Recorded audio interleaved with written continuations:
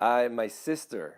My sister is this like phenomenal actress who's like so good that she's in shows in New York now, and she had a part in a show, and she told me about general auditions at the studio that we're at, and I was 14 years old, and I got like whatever. I booked the audition, which you just call and you set it up at that point.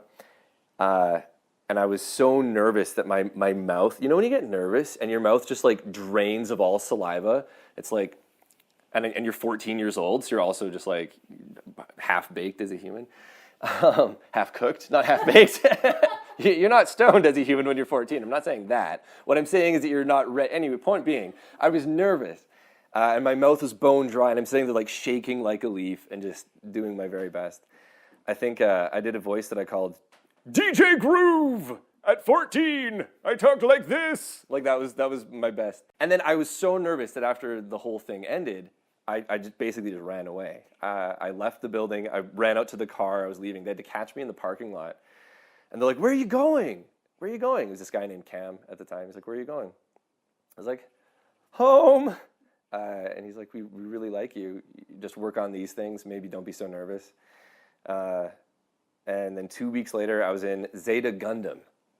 Zeta Gundam 2 weeks later. And then no one believed me. When I was starting out, I would tell my friends, like, I do voices for anime and cartoons. No one believed me. They all made fun of me. Like, actually, it started a whole thing in my little friend group. They all made fun of me. They were like, we'd see a cartoon. They'd be like, I'm in this show. We would watch, and like you wouldn't hear my voice because I wouldn't know what episode was going to air at that time.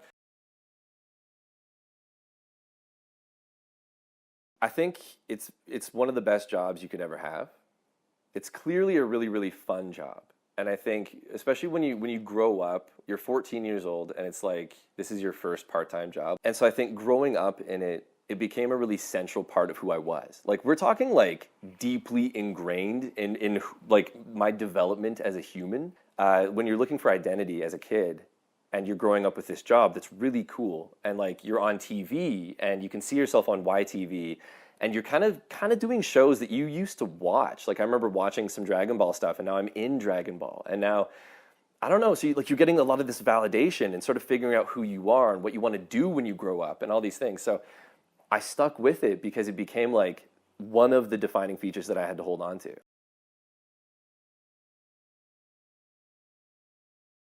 Why did you keep on doing it?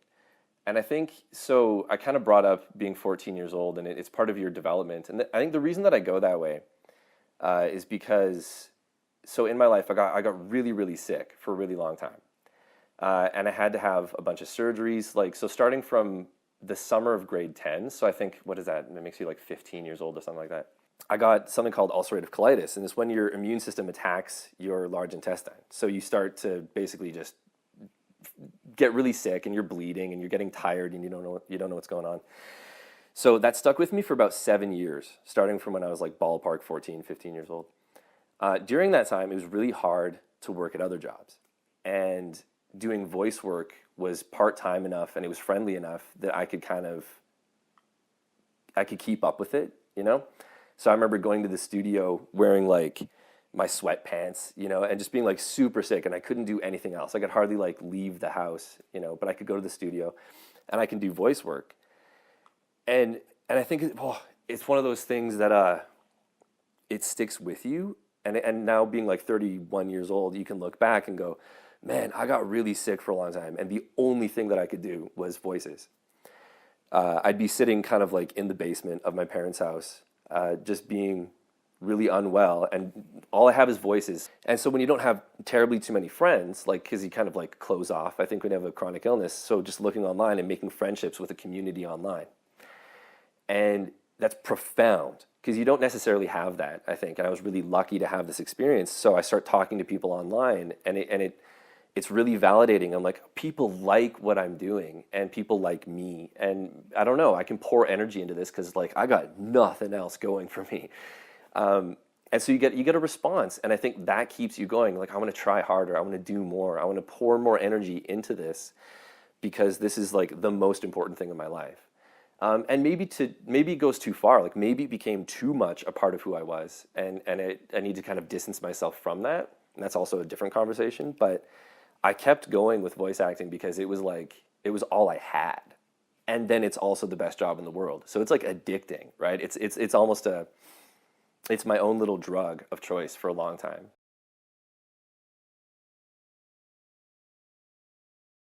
How do you get into character? I think it depends on the character. I think there are some characters that kind of become who you are. So getting into character is just like, I don't know, if I feel energetic, I just start talking, and that's Morikawa from Cardfight Vanguard. Other characters, it's just like, if I'm trying really hard to be cool, well, then I'd be this cool guy. And that's my making fun of myself cool guy voice. But I think for me, I'm probably like the worst actor in the world because I don't have like a method sort of like technique. I don't write things down about characters. I sort of just do what entertains me. And if it's entertaining for me, then I hope it's entertaining for other people. And that's why generally I'm relegated towards characters that are sort of my default setting anyways. So for me to get into character, it's kind of like, did I eat breakfast today and have energy to be awake? You know? And they're like, no, okay, all right, I'm in character now. Here's the thing. I don't know. It kind of just comes to you. It's sort of like as I'm doing the lines, I think it just like it just kind of happens immediately. Like I don't really put that much effort or thought into it. What I found in the past is the harder I try, the more effort I pour into like trying to force something, the more that it's just kind of like, yeah, you know, it doesn't really do any one thing in particular. And that's just me. I think a lot of people have a lot of different pursuits, but I sort of just wing it. I make it up as I go.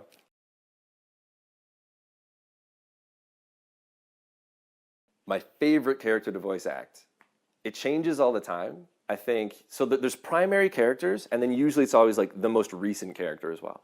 So the big characters that are always my favorite. There's the Zero character from the Mega Man X franchise, and because that one was like it's I think it's been the character that keeps on giving. It's given me a whole lot of recognition online, which kind of is annoying sometimes because it's kind of like I do other things. I'm Lucas. I'm not just Zero. Like people kind of just want to see you do this one thing. Then there's Morikawa from Cardfight Vanguard. I think I just learned how to be a funnier person doing that character. And then there's Gemma. I always have to say Gemma from Digi Karat Nyo. I have a Gemma plushie. Here, hold on one sec. I have a Gemma plushie right here. Oh, God. Here, okay. So the studio admin, years ago, I think her name was Amber. So she went to some convention. She bought a bunch of the main cast, these little plushie characters of their people. And this is mine. This is my little Gemma. And he's a floating yellow ball with an upside-down face. He's all sun-kissed now, so he doesn't look, and he has cat hair all over him. But his... You sure seem happy. My name's Gemma. And he just talks like this. He's super annoying. And he really plugged... He doesn't have a nose. So he talks like this. And he floats around, and he follows Dejiko, who is the princess of Digi Karat Nyo, a show that clearly we've all seen, right? We're all fans of Digi Karat Nyo. Carol Ann is.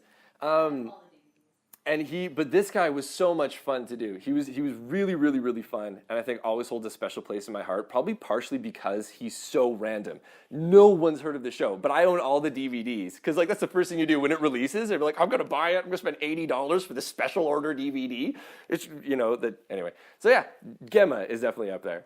Gemma, Zero, and Morikawa. Those are the best.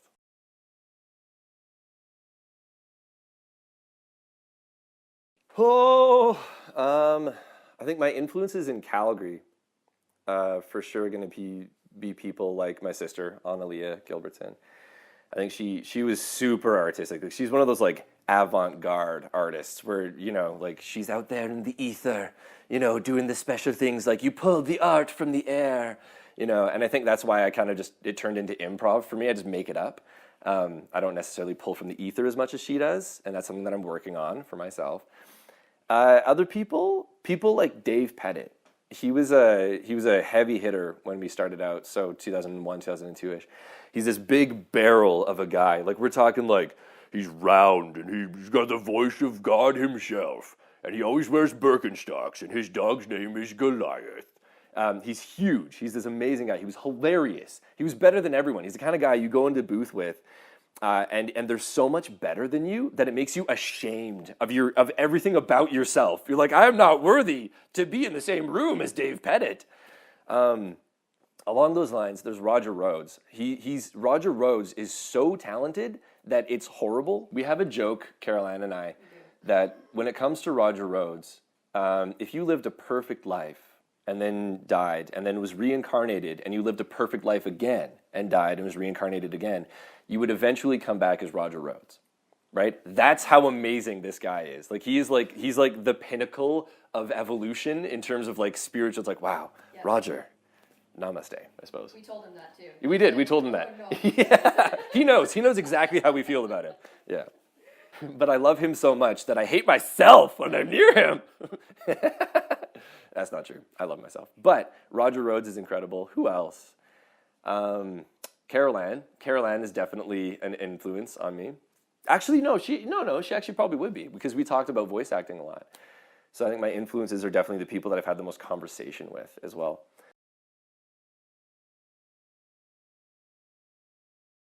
If you dare tell people that you do voices for cartoons and video games, that's always my line. What do you do, Lucas? I do voices for cartoons and video games. The first thing, there's like 3 or 4 things that they say. And the first thing is like, oh, you in anything I would know?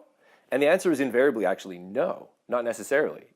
Because it's like, well, I'm in, because people, when they're asking that, what they mean is like, are you in South Park? Are you in Family Guy? Are you in The Simpsons? They mean like things that I would know is a very broad, popularity-based thing. So you have to respond, well, do you know anime? Like, do you watch anime? And if the answer is yes, you'd be like, oh, okay. Like, maybe have you heard of the Gundam series? And they're like, yes. Oh, great. Well, I've done some Gundam stuff, and we've done some Mega Man stuff. And then you're in things that they know. But one of the first misconceptions is that voice acting in general means like specifically prelay. It means specifically Western cartoons. And they only maybe are outside of that misconception if they know about anime in general and the dubbing community in general. A lot of people, one of the first misconceptions is like, oh, you do voices. Oh, I do them too. I do a lot of impressions.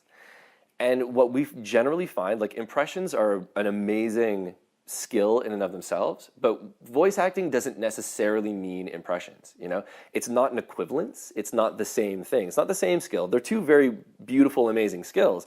But because I do voices doesn't mean necessarily that I can do Cartman's voice or that I've practiced doing Bugs Bunny or that right? Like it means, hey, right now I'm voice acting. I'm just doing Lucas, you know? And I think that's the big thing that people sort of conjure up immediately is that voice acting means doing like zany characters all the time. Like, you know, ay caramba, I'm Bart Simpson or whatever the thing is. They think it's a tagline from a character that they've already kind of had established for themselves as opposed to like, the commercials that you hear on the radio, well, that's going to be a person kind of voice acting, right? It's going to be a commercial read, but that's still voice acting. Beyond that, I think the biggest misconception is that voice acting is something that's done somewhere else. They think it's done in like Los Angeles or Vancouver or Toronto, somewhere else in general, but the fact that it exists in Calgary is like mind-blowing. They don't know that that exists.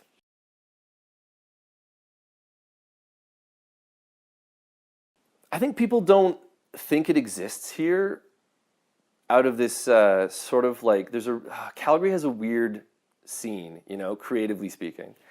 I think Calgary has this combating sort of warring, opposing sides of like, we're a big city with important things and like, we're still a really small city with like small things. And I think people, when they come to realize that Calgary's a world-class city in many, many ways, I think that's sort of surprising. And they go, oh, like that happens here. You do that here. You don't have to move somewhere else to do that, like Vancouver especially. You can do that from here, from your own home, from your own backyard. Voice acting is a very solitary pursuit. So especially at our studio, you go into the booth alone. You come out of the booth, you maybe see some people, if they have a similar schedule to you, you will see people who generally come at the same times of day, and that's about it. So oftentimes, you know, we don't necessarily get to hang out that much because voice acting it's not like the theater community where they used to have a whole bar to themselves that they would go hang out at after shows, right? Whereas voice actors is kind of like you do it, then you go, and then you never see anyone ever again.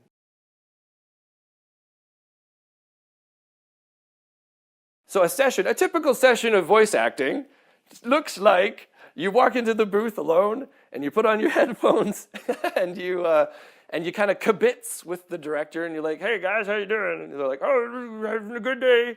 And then you have a script and you have a screen in front of you and you have a microphone here and it's blocking half your vision. So you have to read a script with like, you know, your eyes and look at a TV with one eye. You have your headphones on.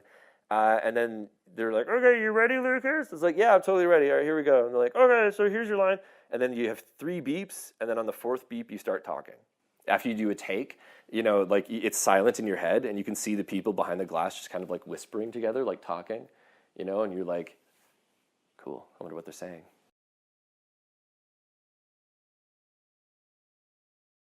Okay, so here's the thing about voice acting. You're like, oh, it's such an easy job. Like, you talk with your voice. Sometimes people say that.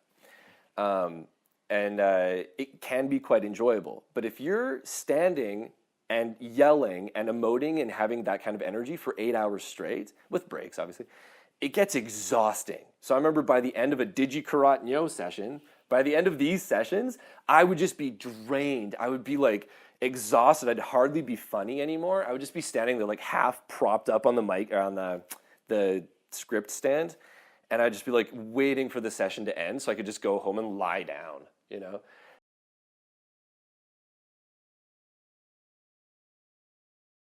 Confidence. No, it's confidence. The big challenge is confidence. People always get so nervous when they're recording. People always like, you get up in your head, especially if someone doesn't like something that came from your heart. Because voice acting comes from within, comes straight from like your soul out your mouth, right? That's how I feel about it.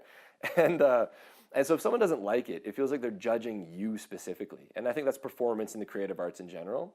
But to remain like subjective about yourself and kind of at peace with people not liking maybe your first take, that's probably one of the biggest things that everyone's going to come up against is like, hey, it's good. You're still good. Believe in yourself.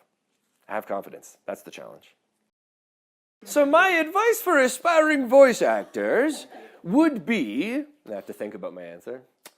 I think you remember that, and I think this is the cliche you're going to get from a lot of people, but it's very true, especially now. I think for aspiring voice actors, you have to remember that it's voice acting. So learn how to act. If you can act in other regards, that's great, but remember it's voice acting. So you have to be able to emote and do the acting with your voice. I think taking workshops and courses is really important, but I also don't think it's the complete story. I think you have to be comfortable experimenting and putting yourself out there on the line. I think everything in my life is because I just have the guts to do stuff, and sometimes it works and sometimes it doesn't. And that's what you have to do in the booth. That's what you have to do in auditions. That's what you have to do all the time, is just like throw it out there and see what happens. So I think just feeling the personal freedom to really give it, that's the biggest thing for actors, beginning aspiring voice actors.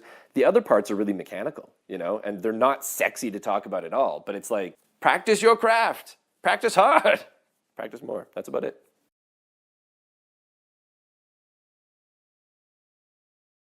So that's the important thing to remember, where like if you were walking down the road and Billy West walked by, you wouldn't necessarily recognize his face. And if he was talking, he wouldn't necessarily be talking like Fry from Futurama. He would be talking like Billy West. So I think to recognize someone's voice specifically on the street that's a challenge, man. And people sometimes don't even believe you. I heard a story. It was Billy West. A kid was drawing a picture of Ren and Stimpy, and he's like, I do the voice of that character. And the kid was like, no, you don't. He's like, yeah, I do.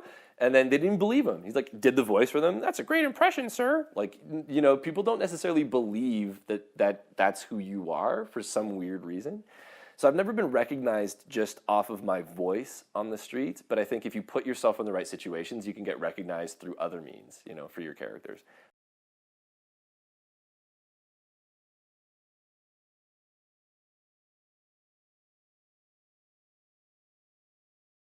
My favorite breakfast cereal would have to be Oatmeal Crunch, because it has the tangy taste of dried strawberries and blueberries.